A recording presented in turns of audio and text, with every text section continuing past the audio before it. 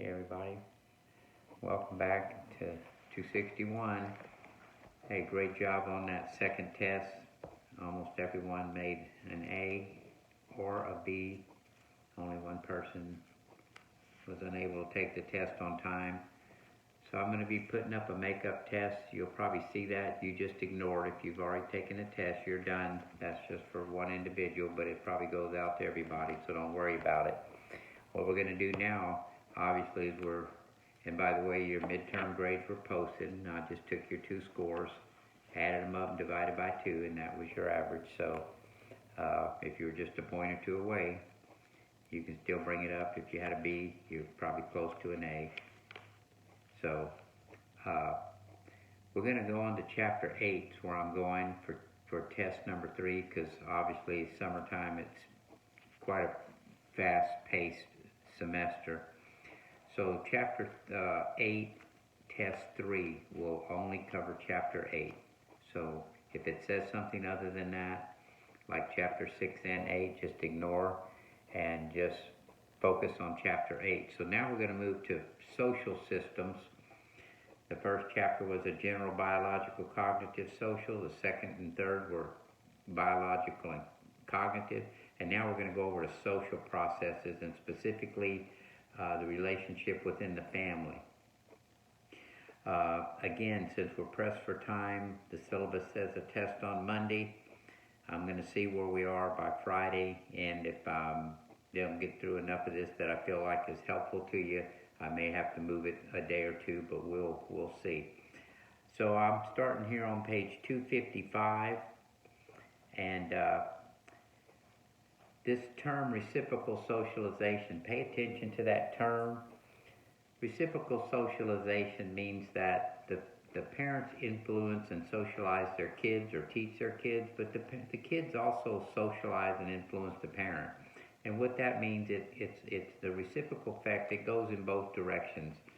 So we're going to be covering parenting styles, but sometimes the parenting style is dictated by the kids' behavior or difficulties. So it's not just one way.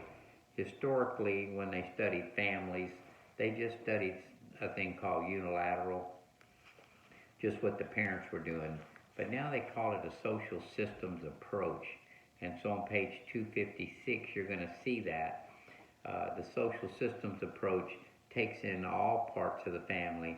So there's some sort of long statement that says in the social systems approach that the family is a complex social network of mutually influencing relationships in which it is affected by the larger context of which it is a part.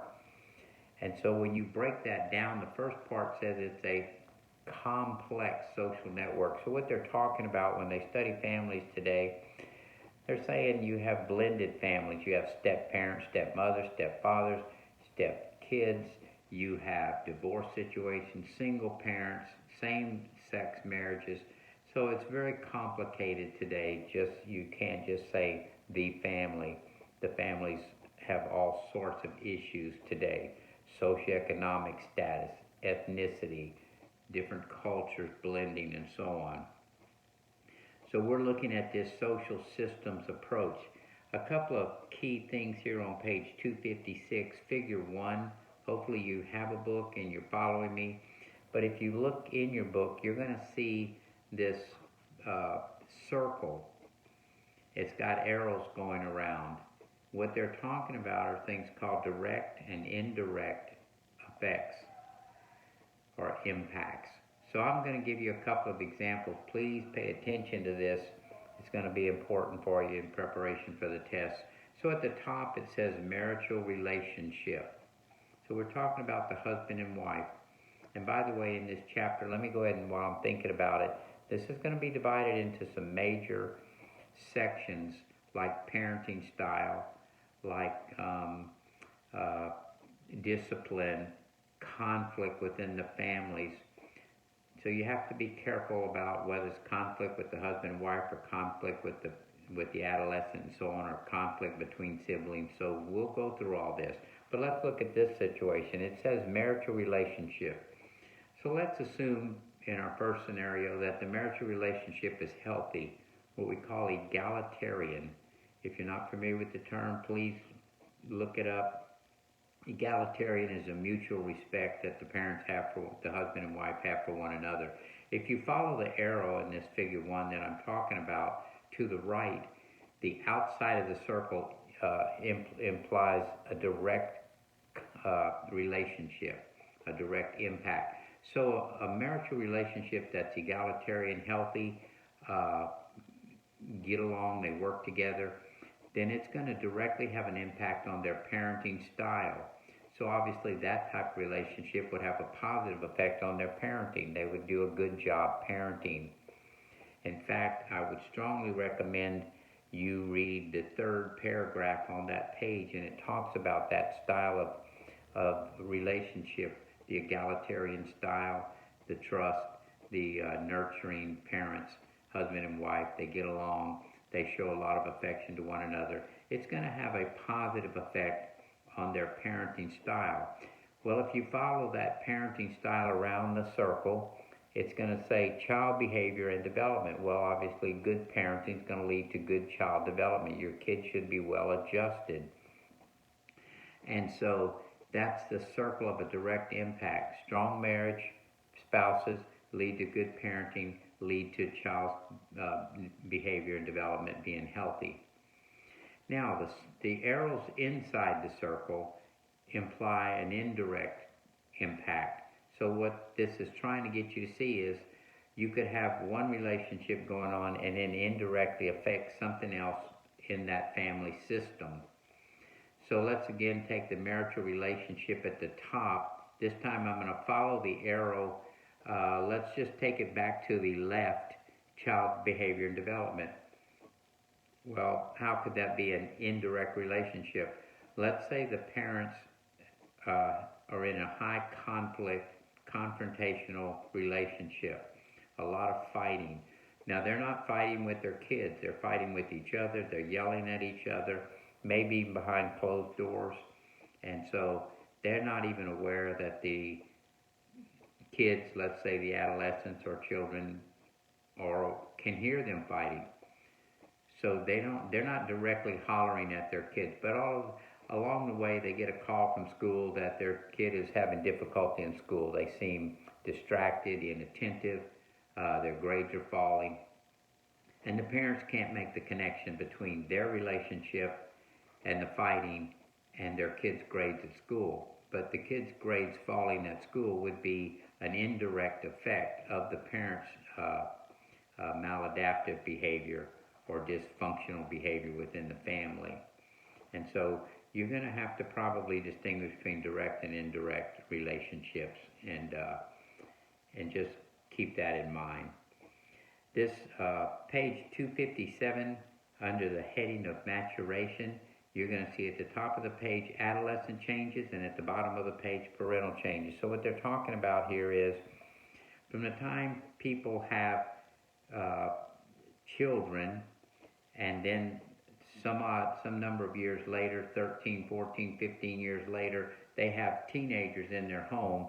What things have changed over time with these kids that impact their relationship with their parent?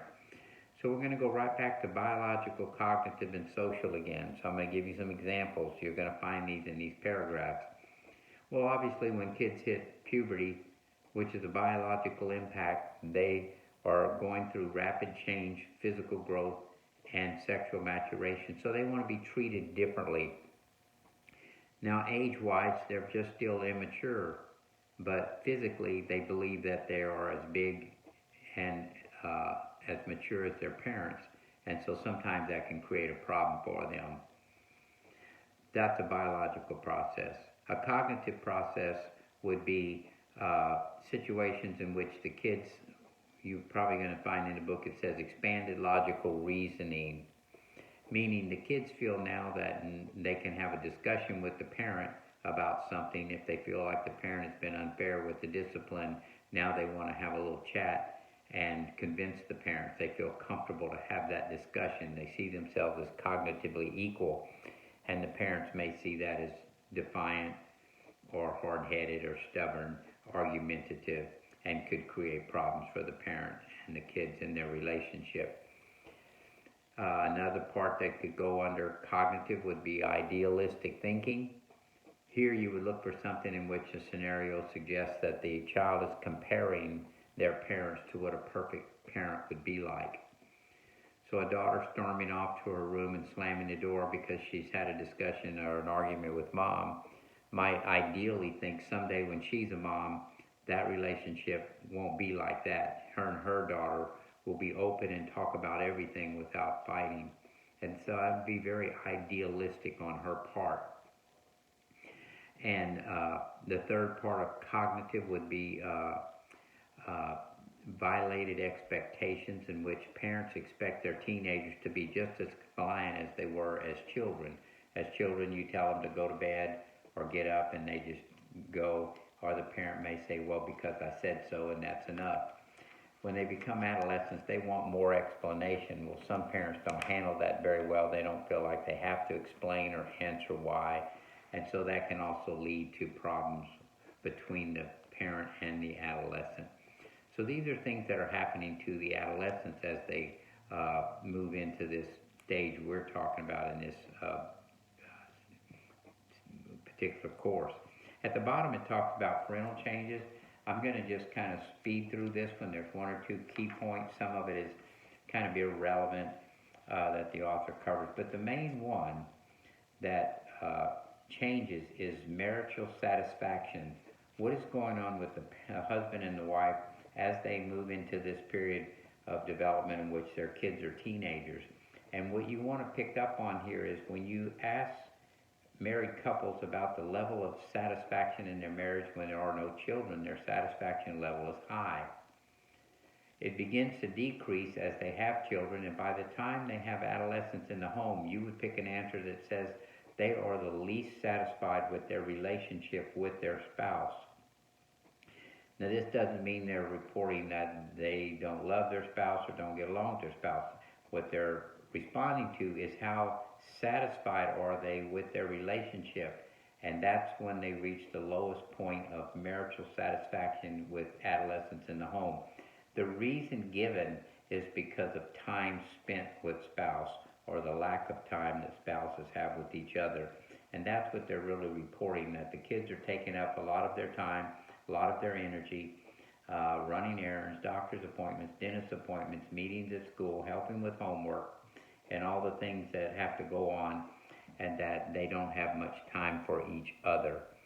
So I think that's the one I would focus on the most in that section. There are a couple other things dealing with money, for instance, economic burden. They're just telling you in there that when you have teenagers, you can expect a little more pressure on the budget because teenagers are a little more expensive. Everything costs more, and they want things that they didn't necessarily ask for as children, like cell phones or cars and big items like that. Well, that might put pressure on the husband and wife to provide those things, or arguing about that they can't provide it. And so people do get divorced over money and financial strain within families, and that could be the result of wanting to provide for their teenagers and not being able to. On page 259, parents as managers. What I want you to pay attention to here is an analogy. If a person managed a business, a store, their responsibility would be to make sure that things are run properly, it's open on time, it's kept neat and clean and orderly, and supplies are there and so on. That would be the manager's job. So when you explain that to teenagers and then ask them, okay, in your family between mom and dad, who would you call the manager? And kids for decades have reported mom. Mom does those things. Mom sees that those things are done, that I get to my appointments and so on, that I have what I need, my supplies and so on, far more often than dad. So keep that in mind. On page 260, parental monitoring. Again, put a star by it. Parental monitoring is a form of supervision. Parental supervision means you're keeping an eye on your kids. So they're around the house, but you kind of know what they're doing. someone may be at the table doing homework and others in the living room watching TV. You kind of know where they are. You can see them, look out the window, they're in the backyard playing. So what's the difference? So monitoring is a part of or a form of supervision in which the kids are not in your presence, but you are still keeping tabs. So a situation here might be you've allowed your son or daughter to go to a friend's house for the weekend. Well, step number one would be, before you just give them permission to go, you may have called the parent of the friend and confirmed that yes, indeed, it'd be okay, and the parents are going to be there. But throughout the weekend, you might make a phone call and just say, how are the kids getting along? And the other parent may say, they're just fine. They're out in the yard, just kick back and listen to music. That would be monitoring. To the degree that parents monitor their kids, the level of misbehavior decreases. So that's a correlation. So as parental monitoring goes up, delinquent behavior or maladaptive behavior, misbehavior decreases, because people are keeping tabs on their kids. They're not just letting them go without any type of checks about what they're up to. So make sure you pick up on that. Parenting style is a pretty big topic in this chapter on page 261. You're going to see 4 different parenting styles. Expect a number of questions, and when I can get to that, I'll let you know. But we're going to talk about the different extremes of parenting. So I'm going to just follow the text here in the order of the book. That's what I'm looking at. I don't even have my PowerPoint in front of me. I apologize. I should have gotten it ready. But the first one you see is authoritarian. So let me back up and say this. The gal's name involved here is Diana Baumrind. So Diana Baumrind studied families, and specifically she studied parents. And she decided that if she could, if you will, categorize parents into different styles, she could tell you what kind of kids were going to come out of that type of home, being raised by that style of parenting. Well, there are 4 styles that she came up with. 3 of the 4 are not healthy. 1 of the 4 is healthy. So I'm just going to go in the order of the book. And the first one here says authoritarian parenting. Authoritarian parenting is an unhealthy style, so don't confuse it with authoritative. Now, how did she decide whether you were one style or the other? The formula, if you will, that she used was control and responsiveness. So if you are high in control and low in responsiveness, that would be authoritarian. So for instance, authoritarian people don't give up control. They make all the decisions. They're very strict. They're quick to punish, very punitive, and at the same time, they're not very responsive. So they're not really there to have a chat with you, with their kid, and discuss their opinions. It's just do what I say, and that's the end of it, or expect more punishment. So there's not a lot of responsiveness. They really don't want to hear from the kid. Just do what they say. But they're very quick to punish and point out what's wrong. And so they don't give up control. Now on the test, you may be given a scenario in which the parent's style is described for you, and you'll figure out which style. But the second half of this is you may be told what kind of kid's behavior is going on, and you have to work backwards. So in this particular case, for authoritarian, you would pay attention to gender. The research shows that males or young boys being raised in an authoritarian home tend to go out and become aggressive. So they might be a bully at school because what they've learned is if you're bigger and stronger, you get what you want by imposing, if necessary, physical abuse on someone else to get what you want. Which, by the way, authoritarian, there's degrees of it. It's not just that you're authoritarian, but you may be verbally abusive, but you could be physically abusive. It can be any degree. For females coming out of the homes, they find that they tend to be dependent personalities in which they just don't feel comfortable to make decisions because they've not been allowed to make many decisions throughout their lives, since authoritarian parents tend to make all the decisions, and they rarely give up control of that. Well, again, if I follow the order, normally I go to the extreme opposite, but I'll go ahead with the authoritative parenting since I'm following the text of the book, and hopefully you're following with me. Authoritarian parent is the one healthy style. And so this is the situation in which these people are firm, fair, nurturing people. When I talked a while ago about parents in the direct and indirect effects, and I talked about the marital relationship, and I talked about an egalitarian, that would be a healthy style, and they would have healthy kids, and so emotionally healthy kids. And so authoritarian parents are high in response. They're there and they're available to talk to their kids about things. They're willing, and this is a key now, they're willing to negotiate.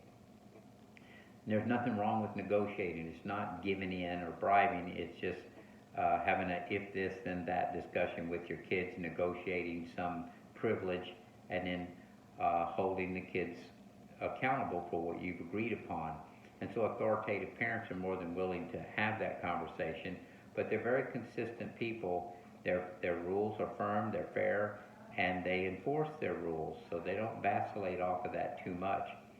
Now, their level of control, the author will say, is high, but it's not high like the authoritarian style. Authoritarian style is an attempt to control another person, in this case, their own kids. That's an almost impossible thing to do because some of these kids will resist even more. But in authoritative style, when you have high control, what they mean is control the environment. So the house, the setting, what's on television, what's allowed, bedtimes, things like that. They have control over the routines and the rules and the behaviors, but they're not trying to control the kid. They're trying to control the environment in which the kid is growing up. And it's a healthy kind of control. So that's called authoritative. These kids will grow up to be socially competent, well-adjusted, energetic. Anything you see positive, you're going to work your way back to authoritative style. On page 262, I'm going to go a little longer today, obviously, because we have to get some things in here. So I'll try to get through this parenting thing maybe here today. On 262, neglectful parenting is the next style. A neglectful parent is going to be low in both control and responsiveness. So in other words, these people are basically detached. They're uninterested. They're not available. They're not putting any boundaries. Not only not controlling the kid himself or herself, they're not even controlling the environment. So it's pretty much indifferent, if you will. And so if you see a scenario in which the kid feels like if you were to ask them what's important to your parents, they would say almost anything else is more important to my parents than I am. So their career or their hobbies, whatever they're doing, don't bother them. Dad's watching NFL all day from morning to night, or their jobs are more important. That's the kid's perception. Then that would be neglectful parents. Another example might be parents who leave their kids unsupervised. They're not monitoring. They have no idea what they're up to, and maybe even go out of town for the weekend and leave their kids to themselves and just tell them, hey, we'll see you on Sunday night. Behave. There's food in the refrigerator. That would be neglectful people. These people, if they take it to the extreme, can be charged with neglect because it's their responsibility to provide for and supervise for the well-being of their children. And so these people typically raise kids, according to Baumrind, who lack self-control because these people aren't teaching their kids. They're not disciplining their kids. And so they have no real boundaries. So they lack self-control. They're socially incompetent, meaning they really don't know how to get along with others. So this is an example of kids who they're fussing, fighting with each other. No one's really teaching them anything different. So it's not a very healthy style of parenting. And finally, the indulgent parent. And by the way, both the neglectful and the indulgent are called, technically they're called permissive styles. And so they're pretty much, there's no discipline. So indulgent is a style in which the control is extremely low, but the responsiveness is extremely high, in both cases unhealthy. So low control, not only is it low, but the role could be completely reversed in an indulgent parenting style in which the parents have given in to the kid, and the kid's more in control than the parent, meaning of what's going to be done or said in the house. The kid is dictating to the parents what to do.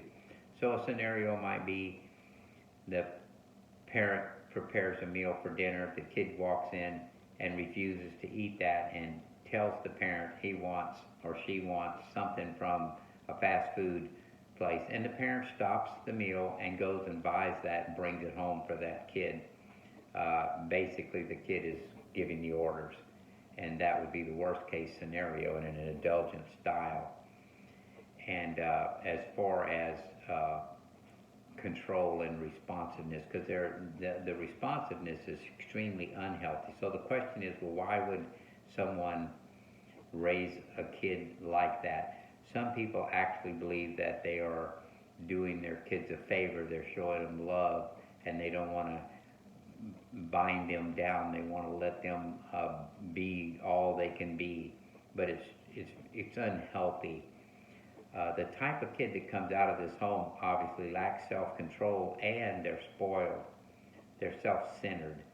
And so that obviously is not going to work outside of the home when the rest of the world is not going to spoil your kid, and they're spoiled at home. So it creates problems for the kids also out there in the world. And they call that socially incompetent because they're pretty self-centered. On parenting styles and ethnicity, pay attention to this paragraph also, because what they're talking about is, let's go back to authoritarian for a moment. Authoritarian, I've already told you, is considered to be unhealthy. High control, low response, not very nurturing, not seen as very caring, and these people don't really bond with their kids very well. But the author now says, wait a minute, let's talk about culture and ethnicity related to parenting styles. There may be some cultures in which authoritarian style is effective. And so what I want you to be careful here is in the Asian American community. So now we're talking about a group of people, an ethnic group that have migrated to a Western culture, Asian Americans, but they've kept their traditional heritage and their style of parenting. And so the difference is, and look it up in your book, the difference here is that they consider it what they call a teaching style. They don't call it authoritarian, they call it teaching style. And the difference here is in authoritarian style, the kid's perception is that the parents are doing it either just to be mean or they just don't care. In the teaching style in the Asian American community, the kids perceive that their parents are doing it for the right reason. They don't think their parents have to be that strict or controlling, but they give them the benefit of the doubt that it's for their own good and that they know their parents are trying to help them. And so they accept that style, and it seems to work. So an example might be in an Asian American family, they may demand higher grades from them and set higher standards or goals in achievement in their schoolwork. While that might be strict and controlling, the kids understand the parents are doing it because they believe it's going to help their kids, and the kids accept that. As far as ethnicity, the other way that authoritarian style has found to be somewhat effective, while we generally don't like this style, in the inner city high crime neighborhoods among, for instance, African American families raising kids who live in dangerous environments. So if you're talking to inner city Detroit or Chicago where the streets are dangerous, these parents might be much more strict on their kids, more controlling and not letting them out or be out with friends as much as other parents might, not because they're trying to be mean to their kids, but they fear for their kids' safety. And the kids growing up in those communities kind of know that, and so they accept the parent when their discipline seems more harsh than we might otherwise think is a healthy way to parent a kid. So keep those in mind.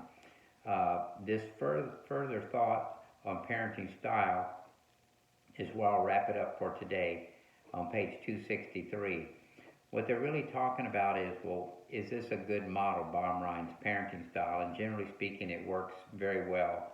It gives you some insight into how parents are interacting with their kids. The main problem with this particular thing is Baumrein did not allow for reciprocal socialization. So when you look back at the first page of this chapter, I said that reciprocal socialization is when parents both influence and socialize their kids, and their kids both socialize and influence their parents. Baumrein did not take that into consideration when she did this research, because this is a fairly new thing, and she did this work back in the 40s. So what I want you to consider here is that Baumrein simply said, okay, if you parent this way, you're authoritarian. If you parent this way, you're authoritative, and so on. She really did not study the kids and whether they had difficulty, if they had problems, behavioral problems, and how that might affect the parents and their style. While a parent might want to be authoritative, firm, fair, nurturing, and get along with their kids, if they have a rebellious child, maybe even a kid on drugs who's sneaking out or stealing from the family might shift over to a more authoritarian style, not because they necessarily want to, but because they feel like they have to get control back over their own kid. Another direction they may go is all the way to neglectful and just give up, throw their hands up and say, I give up, nothing I do works, and I'm not going to get in trouble with social services and be accused of abusing my kid. So they do nothing at all. And so that's the problem with the parenting styles. It didn't take into consideration that the kid may impact how the parents parent and what style they use, rather than just they're doing it because that's the way they want. So I've gone a little longer today, but I think that's a good stopping point. It'll give you enough to get you started on this chapter. And I'll try to do another one by Wednesday for sure. And if I have time tomorrow, I may even do another one for you. But we're gonna do our best to get this information to you. So that's it for today. Thanks.